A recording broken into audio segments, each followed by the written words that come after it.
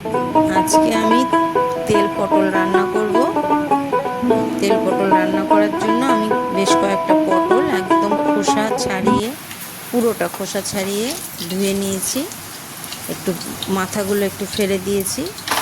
ওভেনে কড়া দিয়ে, কড়া গরম হলে তেল দিয়েছি। তেল দিয়ে অল্প কটা কালো জিরে ফোড়ন দিয়ে পটলগুলো ঢেলে দিয়েছি। এবার একটু লবণ দেব। লবণ দিয়ে মিডিয়াম আঁচে আস্তে আস্তে ভাজবো, লাল করে ভাজবো। ভাজা হচ্ছে, নেড়ে দিতে হবে। হ্যাঁ, আমার ভাজা হয়ে গেছে।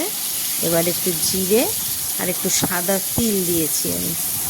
জিরে, লঙ্কা আর সাদা তিল বেটে আমি ভাজা পটলের মধ্যে দিয়ে দিলাম।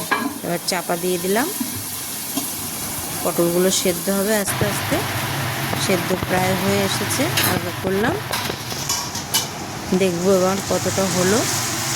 হ্যাঁ, প্রায় হয়ে এসেছে তরকারি। একটু চিনি দিয়ে দেবো, এটা বেশ মাখা মাখা হবে। তেল পটলে বেশি ঝোল ভালো লাগে না। চিনি দিয়ে দিলাম। আমার প্রায় রেডি। চিনিটা একটু মিশিয়ে নিতে হবে, তাহলে আমার তেল পটল রেডি হয়ে যাবে।